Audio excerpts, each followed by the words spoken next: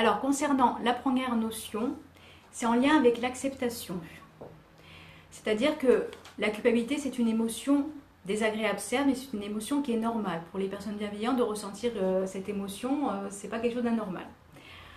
Comme exercice, en fait, si vous avez le temps, essayez de, quand vous ressentez cette émotion, cette culpabilité, de vous poser un moment, d'essayer de savoir pourquoi vous ressentez cette émotion-là à ce moment précis.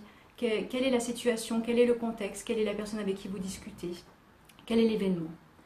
Et par rapport à ça, justement, ça va vous permettre de comprendre et d'accepter cette culpabilité, cette émotion désagréable. C'est une prise de conscience.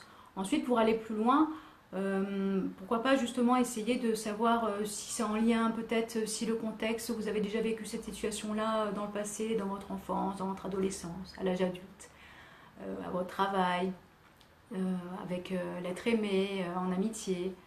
Voilà, essayez de savoir un petit peu si c'est un contexte qui se produit assez souvent à ce moment-là donné où vous avez cette culpabilité. Ça permettra de vous connaître un peu plus. Ensuite, la deuxième notion, ce sont les personnes bienveillantes et les personnes malveillantes. Et pour les personnes bienveillantes, si vous voulez, d'avoir un sentiment de culpabilité, c'est normal parce que les personnes bienveillantes sont empathiques. Voilà, chacun a sa dose, bien sûr, et puis du coup, elles ne pensent pas uniquement à elles, elles pensent aux autres. Donc, elles sont partagées par un moment entre est-ce que je vais dire ce que je ressens, et d'un autre côté, elle ne va pas faire de mal à la personne, donc elle ne va pas blesser la personne parce qu'elles sont dans l'empathie. Et du coup, elles sont partagées quand elles ont du mal justement à s'affirmer entre deux émotions désagréables, la frustration, si elles n'y arrivent pas, et si elles arrivent, la culpabilité. Donc là aussi, un petit travail justement pour pouvoir s'affirmer plus facilement. Et ça passe par un travail sur l'estime de soi. Comme vous savez, plus on a une bonne estime de soi, plus on a confiance en soi, et plus on arrive à s'affirmer. Et dans la confiance en soi, il y a l'amour de soi et l'image de soi. Ensuite, il y a les personnes malveillantes, ce sont les personnes toxiques. Pour elles, elles n'ont pas de culpabilité, puisque leur objectif, c'est de vous faire souffrir. Donc, quand elles arrivent à vous faire souffrir, par leurs mots, leurs gestes, leurs actes, elles sont contentes, elles ressentent des émotions positives. Donc, elles ne peuvent pas ressentir de culpabilité. Un exercice, peut-être que vous l'avez déjà réalisé, est-ce que vous avez envie de lister les personnes éventuellement toxiques dans votre entourage? Sachez qu'avec elles, vous êtes responsable de tout, même en essayant d'atteindre la perfection. Elles auront toujours quelque chose à vous reprocher, et même si vous ne faites rien, vous êtes responsable de leur souffrance. Après la liste, essayez de voir justement si vous avez envie de discuter avec la personne, et puis à un moment donné, s'il n'y a pas d'autre solution, couper les ponts, c'est la meilleure des choses à faire.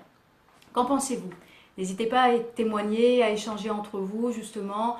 Plus il y aura des personnes qui vont commenter, qui vont parler, qui vont faire les exercices, plus il y aura d'autres personnes qui vont avoir envie de faire ces exercices-là. Ensuite, il y a la responsabilité. J'assume les conséquences de mes actes, de mes mots, de mes gestes. Si vous pensez de cette façon, la culpabilité sera moins importante. Cependant, vous n'êtes pas responsable de tout. Et tout ce qui ne va pas autour de vous n'est pas donc forcément de votre faute, heureusement. Vous ne pouvez pas contrôler tout le monde et les autres prennent des décisions qui n'appartiennent qu'à eux. C'est comme leur souffrance. C'est leur souffrance, c'est pas la vôtre. C'est leur décision, c'est pas la vôtre.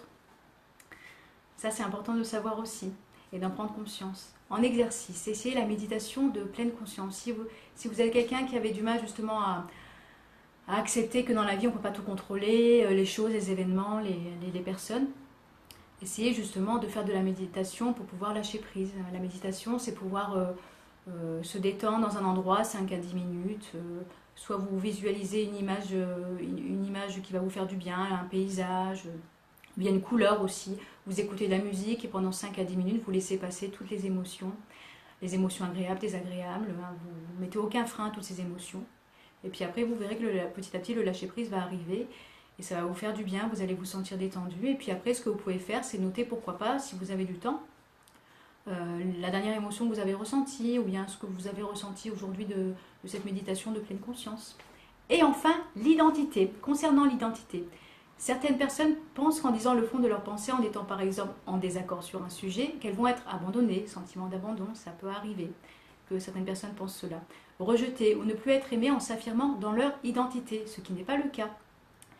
Et si votre entourage peut éventuellement être surpris car vous vous affirmez dans votre cheminement de pensée, et qui n'ont pas l'habitude, ce qui est normal, hein, je veux dire, au début ça va les surprendre, et puis après ils vont prendre l'habitude.